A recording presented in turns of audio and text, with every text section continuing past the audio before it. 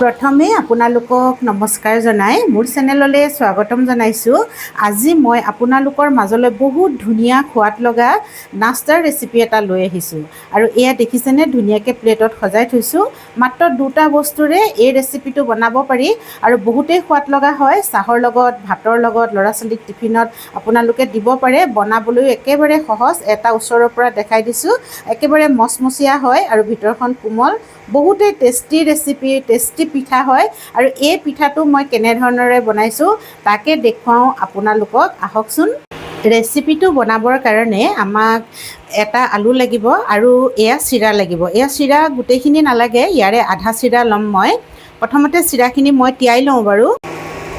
আলুটোৰ বাকলিখিনি প্ৰথমতে গুচাই লওঁ। আলুটোৰ বাকলি গুচাই ল'লোঁ আৰু এটা ডাঙৰ বাতি লৈছোঁ। এতিয়া মই পিহনাখনত এই আলুটো পিহি ল'ম। মিহি চাইডটোৰে পিহিছোঁ, তেতিয়া আলুখিনি বেছি মিহি হ'ব, যিহেতু আমি কেঁচাকেই লৈছোঁ আলুটো। এয়া আলুখিনি মই ধুনীয়াকৈ পিহি ল'লোঁ আৰু অলপ পানী দি এনেদৰে মোহাৰি দিছোঁ আলুৰ বগা বগা ষ্টাৰ্চখিনি যাতে গুচি যায়। আৰু এইখিনি এতিয়া মই ভাল ধৰণেৰে চেপি ল'ম। পানী একেবাৰে থাকিবলৈ নিদিওঁ, খুব ভাল ধৰণেৰে আমি এয়া চেপি লৈছোঁ। আলুখিনি মই পানীৰ পৰা ধুনীয়াকৈ চেপি লৈ ল'লোঁ আৰু বাতিটো ধুই ল'লোঁ এবাৰ ভালকৈ। আৰু এতিয়া বাতিটোতে মই এয়া আলুখিনি দি দিছোঁ। মোৰ আলুটো ডাঙৰ আছিলে, সেইকাৰণে অলপ সৰহকৈ ওলাইছে। আপোনালোকে আলু বেছিও দিব পাৰে, যদি বেছিকৈ বনায় বেছিকৈ দিব। আৰু ইয়াত এতিয়া সোৱাদ অনুসৰি মই এয়া নিমখ দিছোঁ আৰু লগতে মই জিৰা আধা চামুচ দি দিম। এই আধা চামুচ জিৰা দিছোঁ আৰু এয়া অকণমান জলকীয়া দি দিছোঁ আৰু লগতে অকণমান হালধিও দি দিওঁ। এই হালধি অকণমান দি দিছোঁ আৰু এতিয়া শুকান বস্তুখিনি মই অকণমান ভালদৰে মিলাই ল'ম। এয়া মই ভালদৰে মিলাই ল'লোঁ। ইয়াতে এচামুচমান ৰিফাইন তেল দি দিম। এই ৰিফাইন তেল দিছোঁ এচামুচমান আৰু এইখিনিও মই এতিয়া ভালদৰে মিলাই ল'ম।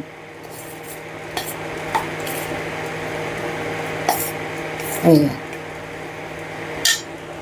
এতিয়া আমি চিৰাখিনি, এয়া দুমুঠিমান চিৰা মই ভাল ধৰণেৰে ধুই পানীত তিয়াই থৈ দিছিলোঁ। দেখিছেনে ধুনীয়াকৈ আমাৰ চিৰাখিনি ফুলি গ'ল। এতিয়া এই চিৰাখিনি মই চেপি চেপি আলুৰ লগতে দি দিম। ইয়াতো পানী একদম থাকিব নালাগিব, খুব এনেদৰে দেখিছেনে একদম চেপি লৈছোঁ মই ধুনীয়াকৈ। আৰু চিৰাখিনি এয়া দেখিছেনে, আপোনালোকক দেখুৱাইছোঁ, একেবাৰে মানে গলি গৈছে। এয়া চাওকচোন, চিৰাখিনি ধুনীয়াকৈ মোহাৰি দিয়াৰ লগে লগে একেবাৰে ভাং খাই গৈছে। এনেধৰণৰ হ'ব লাগিব। আৰু চিৰাটো মই ডাঙৰ চিৰাটো লৈছোঁ, মোটা চিৰাটো লৈছোঁ। আপোনালোকে পাতল চিৰাটোও ল'ব পাৰে। পাতল চিৰাটোতো তিয়াই থ'ব নালাগে, একদম সেইখিনি মানে এবাৰ ধুই দিলেই ধুনীয়াকৈ হৈ যায়। এইখিনি ডাঠ চিৰা, সেইকাৰণে মই অলপ তিয়াই থৈছিলোঁ। এয়া দেখিছেনে ধুনীয়াকৈ মই চিৰাখিনি চেপি চেপি একদম অকণমানো পানী নথকাকৈ ইয়াতে দি দিম।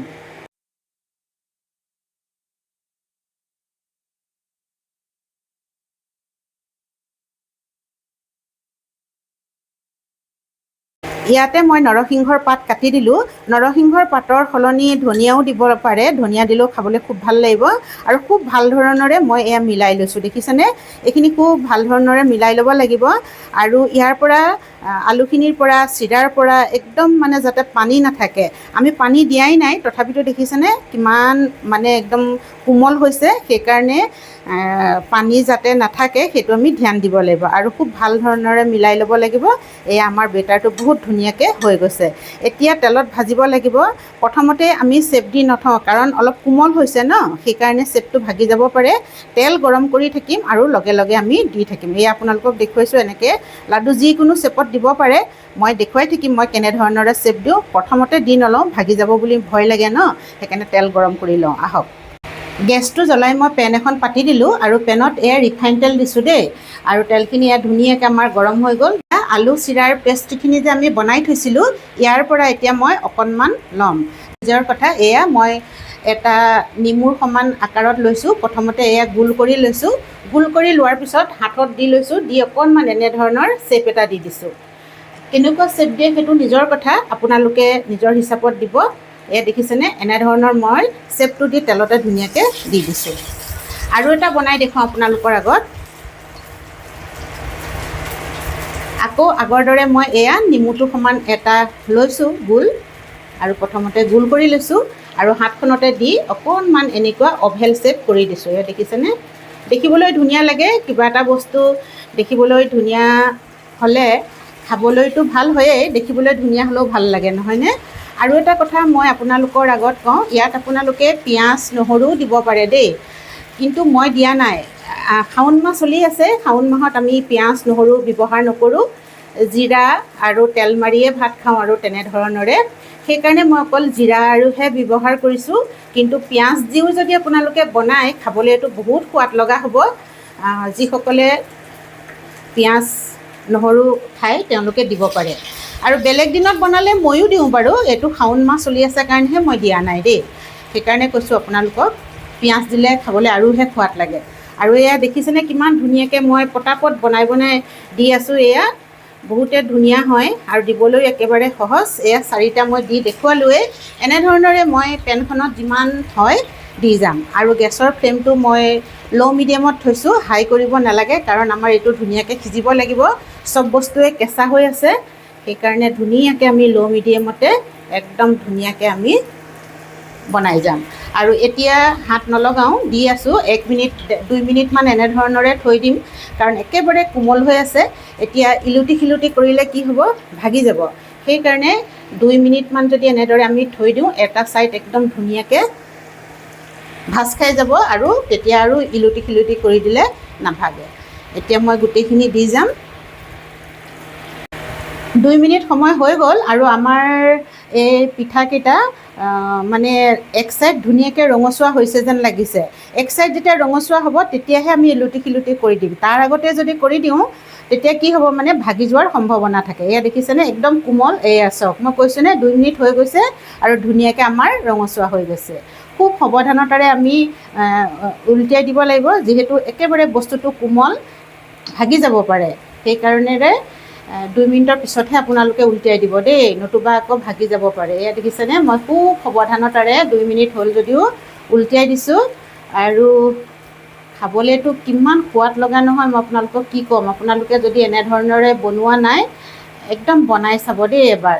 আৰু বেছি বস্তু নালাগে, আপোনালোকে দেখিছেনে, অকল চিৰা আৰু আলু হ'লেই হ'ব। আৰু টিফিনত দিব পাৰিব আপোনালোকে, ল'ৰা ছোৱালীক, আলহী আহিলেও পটককৈ, বা চাহ খোৱাৰ সময়টো, নহয়নে? এয়া চাওক, এতিয়া আকৌ মই 2 মিনিট সময় এনেধৰণৰে থৈ দিম। 2 মিনিট বা হয়তো বেছিও লাগিব পাৰে 2 মিনিটতকৈ। আৰু সেইকাৰণে বেছি ডাঠ নকৰিব আপোনালোকে যদি বনায়, অলপ পাতলকৈ ৰাখিব, তেতিয়া সিজি যায় ধুনীয়াকৈ আৰু মানে ইলুটি শিলুটিও কৰি দিবলৈ সোনকালে হয়। বেছি ডাঠ কৰিলে ভিতৰখন হয়তো নিসিজিব পাৰে আৰু বেছি টাইমো লাগিব। এয়া দেখিছেনে, আমাৰ 2 মিনিট সময় হৈ গ'ল আৰু ধুনীয়াকৈ আমাৰ এই পিঠাকেইটা চিৰাৰ একদম মানে হৈ গৈছে। 2টা ছাইড, ইটো ছাইড এয়া দেখুৱাই দিছোঁ, দেখিছেনে? এয়া একদম ধুনীয়াকৈ ৰঙচুৱা হৈ গৈছে। এতিয়া আমি তেলৰ পৰা ধুনীয়াকৈ উঠাই ল'ম আৰু এনেকুৱা জালি হাতা এখন লৈছোঁ, তেতিয়া তেলবোৰ নিগৰি পৰি যাব দেই।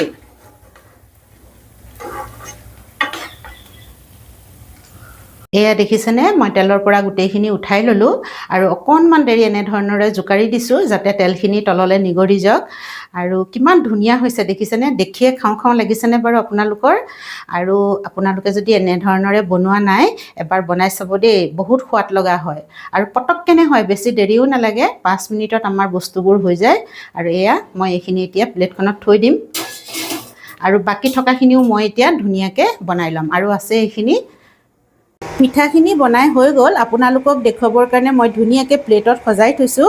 আৰু দেখিছেনে কিমান ধুনীয়া লাগিছে আৰু বনাবলৈ একেবাৰে সহজ, খাবলৈ সোৱাদ লগা। চাহৰ লগত, ভাতৰ লগত, ল'ৰা ছোৱালীক টিফিনত আপোনালোকে পটককৈ বনাই দিব পাৰিব। আৰু আপোনালোকেও এবাৰ এইটো ট্ৰাই কৰি চাবচোন, যদি বনোৱা নাই বনাই চাব এবাৰ। আৰু ভিডিঅ'টো চাই যদি আপোনালোকৰ ভাল লাগিল, লাইক কৰিব, শ্বেয়াৰ কৰিব, কমেণ্টছ কৰিব। যিসকলে মোৰ চেনেলটো ছাবস্ক্ৰাইব কৰা নাই তেওঁলোককো অনুৰোধ কৰিছোঁ যাতে মোৰ চেনেলটো ছাবস্ক্ৰাইব কৰি লয় আৰু কাষতে থকা বেল আইকনটো দবাই দিয়ে। শেষলৈকে ভিডিঅ'টো চোৱাৰ কাৰণে আপোনালোকক মই হৃদয়ৰে বহুত বহুত ধন্যবাদ জ্ঞাপন কৰিছোঁ।